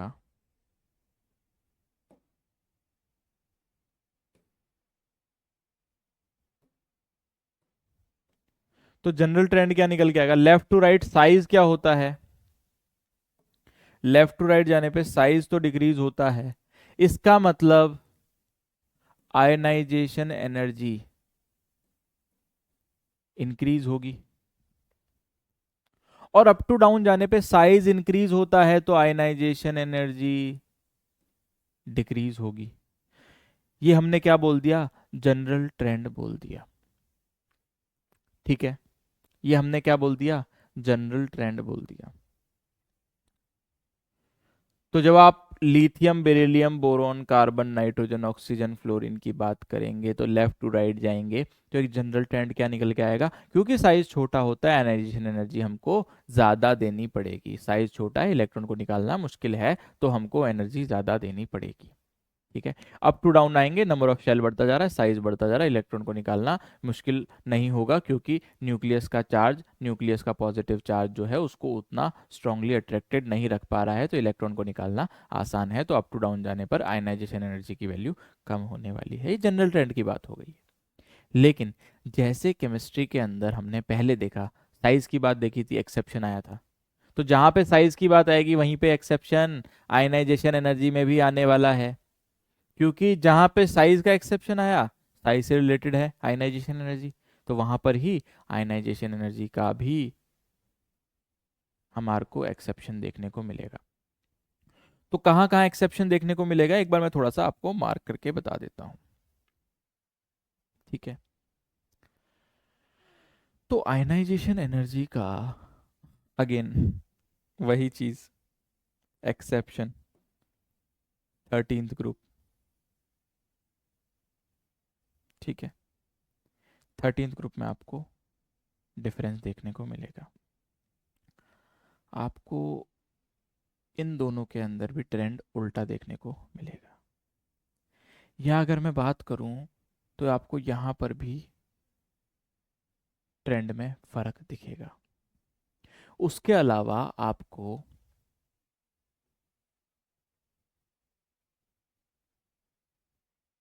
यहाँ पर भी ट्रेंड में फर्क देखने को मिलेगा, आपको यहाँ पर भी ट्रेंड में फर्क देखने को मिलेगा।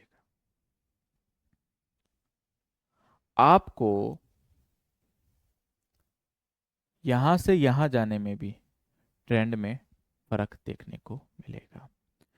तो आयनाइजेशन एनर्जी के काफी सारे एक्सेप्शंस हैं, ठीक है। तो जब हम बात करेंगे यहां से यहां, मतलब एस से पी में जाने में जो एक्सेप्शन देखने को मिला है, वो इसलिए देखने को मिला है, मैं पहले आपको रीजन बता देता हूं, उसके बाद आपको मैं समझाने वाला हूं, ठीक है। इसका जो रीजन है वो है पेनिट्रेशन इफेक्ट।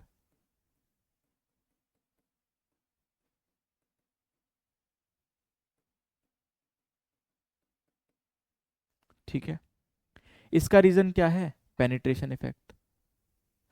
13th ग्रुप की जब हमने बात करी, यहां पे बात आ जाएगी साइज की, यहां पे किसकी बात आ जाएगी? साइज की। क्यों साइज की बात क्यों आई यहां पे? Due to D orbitals. D orbitals की वजह से साइज में डिफरेंस आया था, तो बस उसी तरीके से यहाँ पर डी ऑर्बिटल्स की वजह से ही यहाँ पे आयनाइजेशन एनर्जी में भी डिफरेंस देखने को मिलेगा, ठीक है। यहाँ पर जब हम बात करेंगे तो यहाँ पर जो रीजन है,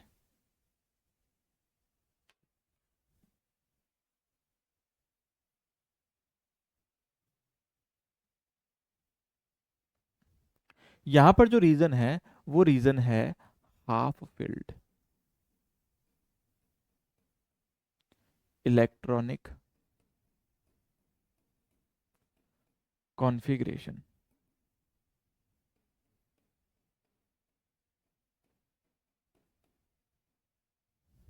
ठीक है, यहाँ पर जब हम देखेंगे तो यहाँ पर भी हम आगे बात करने वाले हैं, ठीक है। तो ये कुछ एक रीजन है, जनरल रीजन बता दिए हैं मैंने, उसके अलावा जो यहाँ पर एक और ये दूसरा एक्सेप्शन है ये आपको याद रखना है। जनरल रीजन क्या है? यहाँ से यहाँ पे जाने में पेनिट्रेशन इफेक्ट, क्योंकि एस का पेनिट्रेशन ज्यादा होता है पी से। ये किसकी बात है? पेनिट्रेशन की बात है, ठीक है। हाफ फील्ड इलेक्ट्रॉनिक कॉन्फ़िगरेशन जो होता है स्टेबल होता है,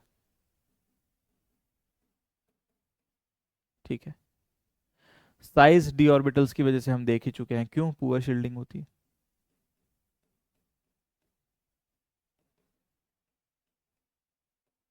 पुअर शील्डिंग होती है। तो ये कुछ एक जनरल चीजें हैं जिसके बारे में हम लोग बात करने वाले हैं, ठीक है। तो सबसे पहले हम लोग यहां से थोड़ा सा आगे चलते हैं।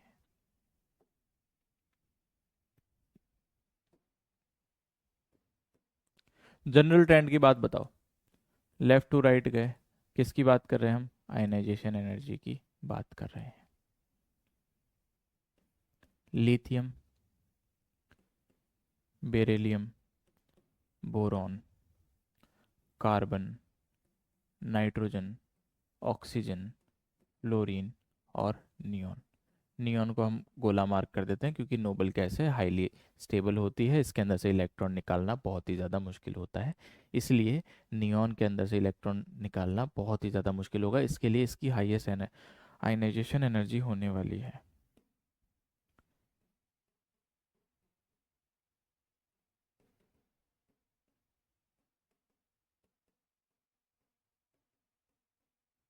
Irrespective of its size. भैया एक पीरियड के अंदर नोबल गैस का साइज सबसे बड़ा होता है, लेकिन फिर भी आयनाइजेशन एनर्जी सबसे ज्यादा लगती है साइज बड़ा होने के बावजूद भी। क्यों? क्योंकि वो स्टेबल है। क्यों? क्योंकि वो स्टेबल है, ये स्टेबल है। स्टेबल यहां पे हम बोल सकते हैं फुल्ली फिल्ड इलेक्ट्रॉनिक कॉन्फ़िगरेशन है।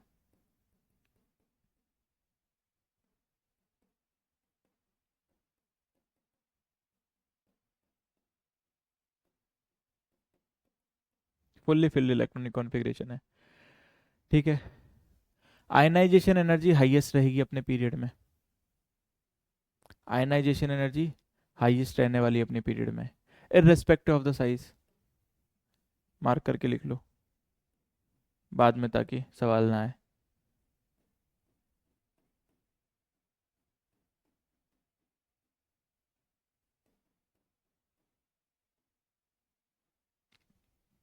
ठीक है, जनरल ट्रेंड की बात करते हैं। आयनाइजेशन एनर्जी, साइज घटने पर आयनाइजेशन एनर्जी की वैल्यू बढ़ती है।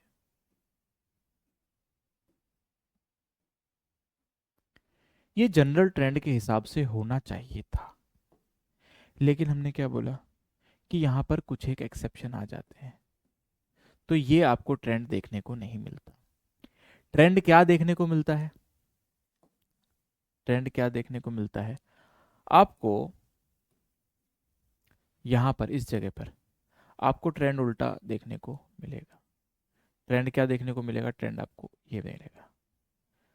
अगर यहाँ की हम बात करें तो यहाँ पर भी आपको कुछ इस प्रकार से देखने को मिलेगा। रीजन क्या होता है? रीजन यहाँ पे मैंने बोला पेनिट्रेशन।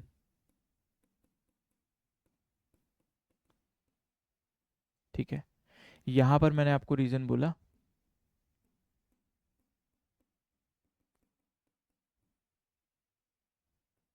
Electronic configuration. ठीक है, देखना एक बार जरा ध्यान से। यहाँ पे बेरिलियम का इलेक्ट्रॉनिक कॉन्फ़िगरेशन क्या होता है और बोरॉन का इलेक्ट्रॉनिक कॉन्फ़िगरेशन क्या होता है? यहाँ पर हम बात करेंगे नाइट्रोजन के इलेक्ट्रॉनिक कॉन्फ़िगरेशन की और ऑक्सीजन के इलेक्ट्रॉनिक कॉन्फ़िगरेशन की। बताओ यहाँ पर क्या होता है?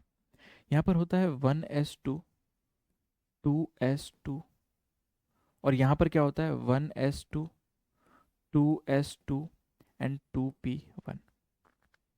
ठीक है, जब हम यहाँ पे बात करेंगे तो इसका इलेक्ट्रॉनिक कॉन्फ़िगरेशन होता है 1s2 2s2 2p3, और यहाँ पर 1s2 2s2 2p4। ठीक है, अगर इसके आउटर मोस्ट ऑर्बिटल को देखता हूं मैं, वो कुछ इस प्रकार का देखने को मिलता है, और यहाँ पर इसके आउटर मोस्ट ऑर्बिटल को देखता हूं मैं तो यहाँ पर 3 इलेक्ट्रॉन है और यहाँ पर 4 इलेक्ट्रॉन है।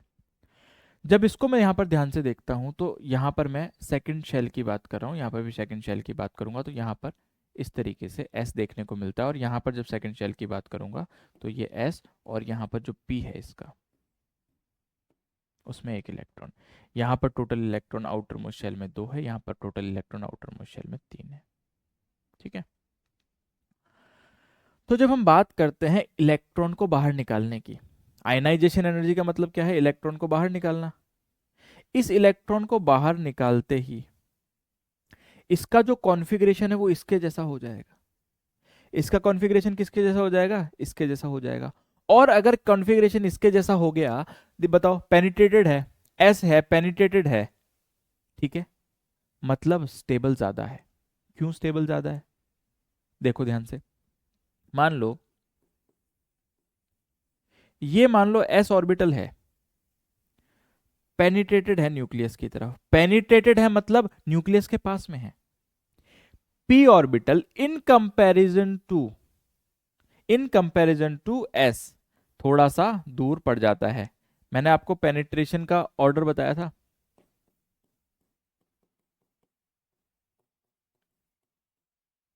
एस सबसे ज्यादा, फिर पी, फिर डी, और फिर एफ। एस जो है न्यूक्लियस के सबसे करीब है, उसमें से इलेक्ट्रॉन निकालना सबसे ज्यादा मुश्किल है। यहां पर P in comparison to S थोड़ा सा दूर है, इस वजह से वहां से इलेक्ट्रॉन निकालना कंपैरेटिवली इजी है। ठीक है, तो यहां पर ट्रेंड में आपको फर्क देखने को मिलेगा। ठीक है, यहां पर देखो, यहां पर क्या हुआ है, यहां पर क्या हुआ है, यहां पर एक्सचेंज एनर्जी का खेल आ गया। मैंने क्या बोला था आपको? हाफ फिल्ड, यहां पर लिख देता हूं मैं, हाफ फिल्ड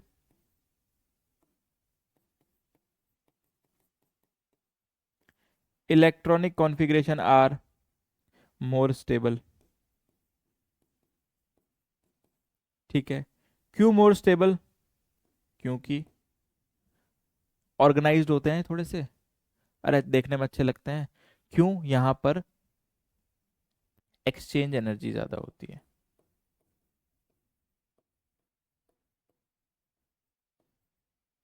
एक्सचेंज एनर्जी ज़्यादा होती है किसमें, हाफ फिल्ड इलेक्ट्रॉनिक कॉन्फ़िगरेशन के अंदर। ठीक है, एक्सचेंज एनर्जी क्या होती है मैं पहले बता चुका हूं, और अगर फिर भी आपको नहीं समझ में आती है तो जब हम एटॉमिक स्ट्रक्चर पढ़ेंगे वहां पर हुंस रूल को देखेंगे तो वहां पर आपको एक्सचेंज एनर्जी के बारे में प्रॉपर आइडिया लग जाएगा। अभी के लिए याद रखो कि half filled orbitals more stable due to exchange energy उनकी ज्यादा होती है, high exchange energy due to high exchange energy, ये आपको याद रखना है। तो यहां से इलेक्ट्रॉन निकालना मुश्किल है क्योंकि ये ज्यादा स्टेबल है। इन दोनों में देखोगे तो nitrogen is more stable, nitrogen is more stable, है ना। ऑक्सीजन जब इस एक इलेक्ट्रॉन को बाहर निकाल देगा तो इसका इलेक्ट्रॉनिक कॉन्फ़िगरेशन नाइट्रोजन जैसा हो जाएगा जो कि ज्यादा स्टेबल है। तो इसके लिए उस इलेक्ट्रॉन को बाहर निकालना कंपैरेटिवली इजी है। अरे समझ में आया क्या, इसके लिए उस इलेक्ट्रॉन को बाहर निकालना इजी है।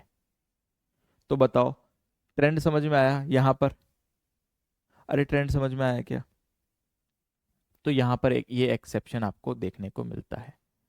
सेम अगर मैं बात करता हूं नेक्स्ट पीरियड की, बताओ यहां पर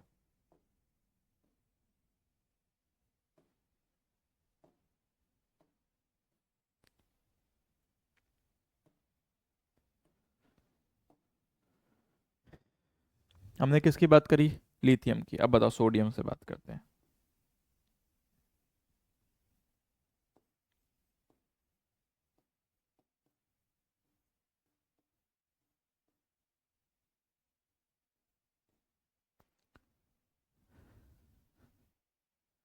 बताओ ट्रेंड क्या आएगा, डिफरेंस कहाँ होगा, यहाँ होगा। डिफरेंस कहाँ होगा, यहाँ होगा। बाकी पूरा का पूरा trend as it is follow होगा।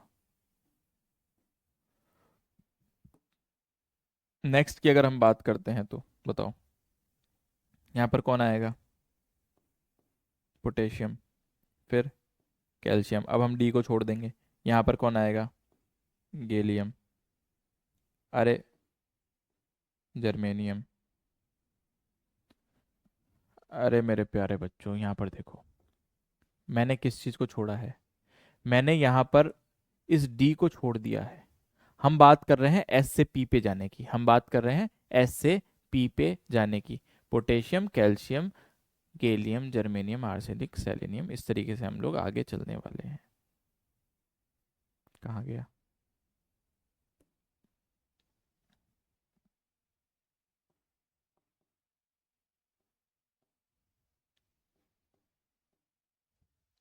यहाँ पर भी ट्रेंड जो हमको देखने को मिलेगा वो यही देखने को मिलेगा कैल्शियम और गैलियम में, और आर्सेनिक और सेलेनियम में। बाकी जो ट्रेंड रहेगा वो सेम रहने वाला है। और इसके बाद में जब हम बात करेंगे तो नोबल गैसेज जो हैं यहाँ पर बैठी ही मिलेंगी। नोबल गैसेज यहाँ पर बहुत ज़्यादा हाई एनर्जी देखने को मिलेगी। ठीक है, इसके बाद में ये फॉलो नहीं होता। This rule is applicable for only first period, second period, third period and fourth period. उसके बाद में ये रूल एप्लीकेबल नहीं होता। ये जो ट्रेंड है, this trend, this trend is applicable until fourth period. ठीक है, क्या इतना समझ में आता है, क्या हम आगे चल सकते हैं, क्या हम आगे चल सकते हैं। तो हमारे को एक ही बार में ये दो चीज़ें समझ में आ गई हैं, ये दो चीज़ें समझ में आ गई। कौन सा, पेनिट्रेशन इफेक्ट हमको समझ में आ गया है। उसके अलावा हमको क्या समझ में आ गया है, उसके अलावा हमने देख लिया कि हाफ फिल्ड और फुली फिल्ड ऑर्बिटल्स का क्या चेंज आता है। ठीक है, उसके बाद हम बात करने वाले हैं इस चीज के बारे में। ठीक है, अब हम बात करने वाले हैं इस चीज के बारे में।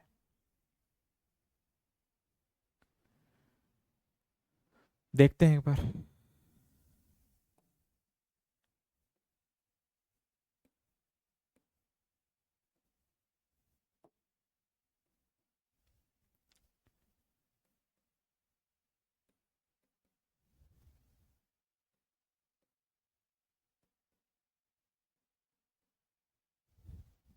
ठीक है, तो जनरल ट्रेंड के हिसाब से आयनाइजेशन एनर्जी की वैल्यू सबसे ज़्यादा, फिर उसके बाद में ये, उसके बाद में ये, उसके बाद में ये। क्यों? क्योंकि हमने देखा था कि अप टू डाउन जाने पे साइज इंक्रीज होता है, आयनाइजेशन एनर्जी की वैल्यू कम होती है। लेकिन यहाँ पर एक्सेप्शन है, आपको ये बिल्कुल याद रखना है, ये गलत है पहली बात तो। ठीक है, सही क्या है? ऑर्डर यहाँ पर बिल्कुल ही उल्टा पुल्टा है। ऑर्डर जो यहाँ पर है वो बिल्कुल ही उल्टा पुल्टा है। सबसे पहले यहाँ पर बोरोन आया, ठीक है, उसके बाद आपके पास में थेलियम आता है, उसके बाद में कौन आता है? थेलियम आता है।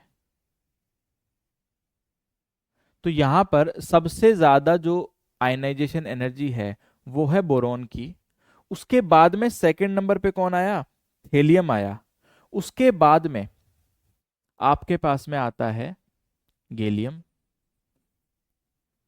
फिर एल्यूमिनियम, एंड देन लास्ट में इंडियम।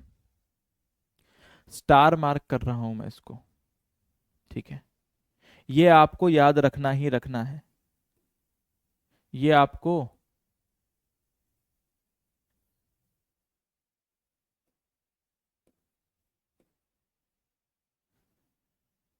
ठीक है, ये कुछ आपको ऐसा ट्रेंड देखने को मिलता है। इसके बाद में यहां पर जब हम बात करेंगे तो जनरल ट्रेंड अब यहां पर फिर से चेंज हो जाएगा। अभी हमने क्या देखा? जो हमारे पास में ये वाला ट्रेंड था वो क्या था? बोरॉन, फिर उसके बाद में थेलियम, उसके बाद में क्या था? गैलियम, फिर एल्यूमिनियम, और लास्ट में इंडियम। ये ट्रेंड था। नेक्स्ट इस ग्रुप में ये यहाँ पर आपको ऐसा देखने को मिलेगा, कार्बन, फिर सिलिकॉन, फिर जर्मेनियम, उसके बाद में लेड आएगा, एंड देन आपके पास में टिन देखने को मिलेगा। मैं एक बार वापस से आपको वहां पर ये चीज लिख के बता देता हूं। यहां पर क्या होना चाहिए था? अरे बताओ, बोरोन के बाद में कौन आता है? कार्बन, ठीक है, तो कार्बन की सबसे ज्यादा है, उसके बाद में सिलिकॉन, फिर जर्मेनियम, फिर टिन होना चाहिए था, उसके बाद में लेड होना चाहिए था।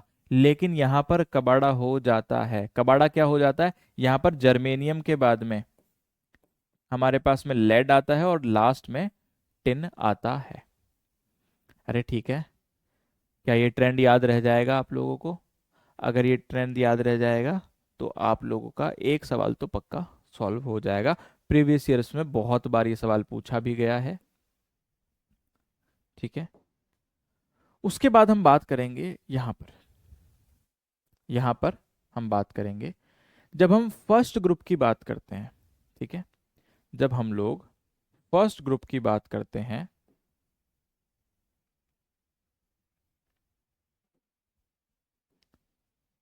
फर्स्ट ग्रुप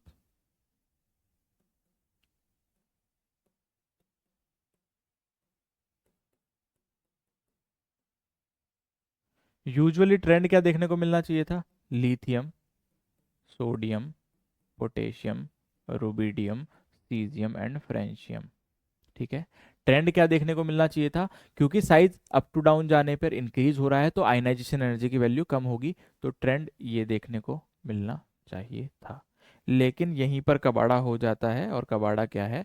यहाँ पर, यहाँ पर ये ऐसा नहीं होता है। यहाँ पर फ्रेंशियम पहले आता है और उसके बाद में सीजियम आता है।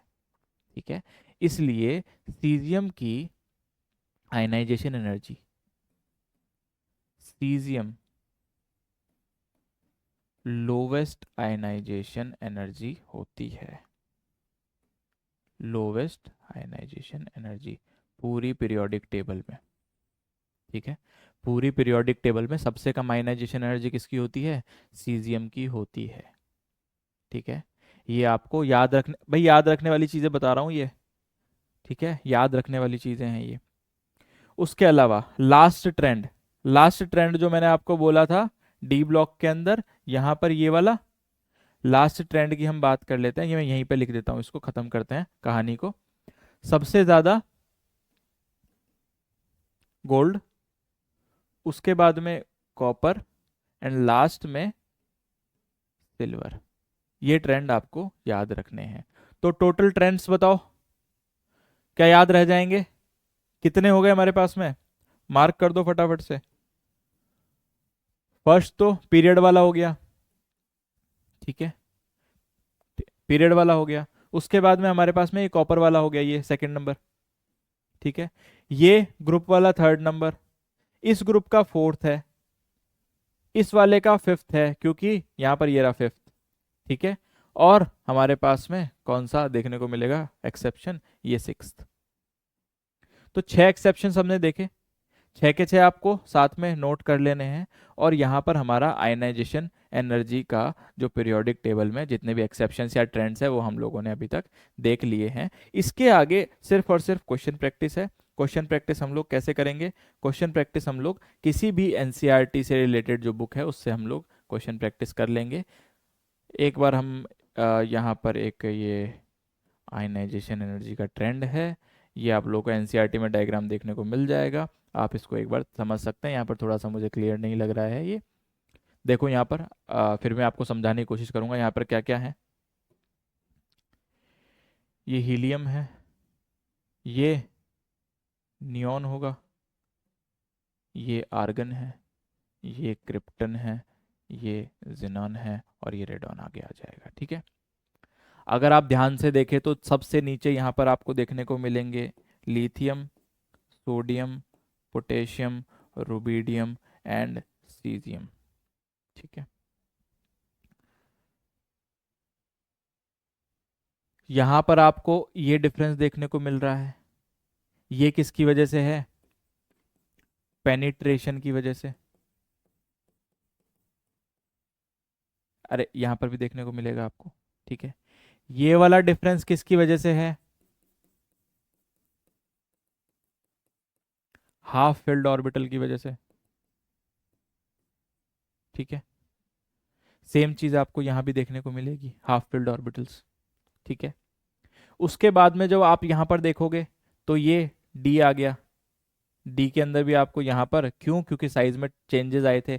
अरे याद है जब हमने एटॉमिक साइज की बात करी थी, तो एटॉमिक साइज में हमने क्या बोला था? आयरन, कोबाल्ट और निकल में अप्रोक्सीमेटली सेम साइज होता है। उसके अंदर कॉपर और जिंक के अंदर कॉपर का छोटा होता है और जिंक का साइज बड़ा होता है, याद है? तो वहां पर ये डिफरेंस देखने को आपको मिलेगा। ये मैंने यहाँ पर इसलिए नहीं समझाया क्योंकि इसको हम लोग डी के अंदर बहुत अच्छे, डी ब्लॉक के अंदर बहुत अच्छे से पढ़ने वाले हैं। एंड देन सेम चीज़ें यहाँ पर कंटिन्यू होती है, ये ट्रेंड हमारे सामने आता है। ये आपको वैल्यूज दी हुई है आयनाइजेशन एनर्जी की, यहाँ पर 500, 1000, 2000, 2500, और ये यहाँ पर एटॉमिक नंबर की बात कर रखी है। ये क्या है? Atomic number. और यहाँ पर आयनाइजेशन एनर्जी, ठीक है। आई होप आपको ये चीज़ समझ में आई होगी। इसके बाद हम लोग, अगर थोड़ा बहुत हमारे पास में पार्ट रिमेनिंग रह जाएगा तो हम लोग उसको नेक्स्ट क्लास में डिस्कस करेंगे। इसके बाद में हम देखेंगे इलेक्ट्रॉन्स के लिए प्यार। अभी तक हमने क्या देखा? इलेक्ट्रॉन्स को भगाने की बात हो रही थी, इलेक्ट्रॉन को बाहर निकालने की बात हो रही थी। अब हम देखेंगे इलेक्ट्रॉन एफिनिटी। हमारा नेक्स्ट टॉपिक क्या रहने वाला है? इलेक्ट्रॉन एफिनिटी, मतलब इलेक्ट्रॉन्स के प्रति अफेक्शन, है ना, लविंग इलेक्ट्रॉन, है ना। तो अगर इलेक्ट्रॉन को आप प्यार करते हैं तो उसकी कहानियां जो है वो हम इलेक्ट्रॉन एफिनिटी में देखने वाले हैं। I hope you understood this topic, और आप इसके ऊपर रिवीजन करके क्वेश्चन प्रैक्टिस करके नेक्स्ट क्लास में आएंगे। इस पूरे टॉपिक को बहुत अच्छे से याद रखना है ताकि हम अगली क्लास के अंदर बहुत ही कंफर्टेबली पढ़ पाए। So see you in the next video. Thank you so much.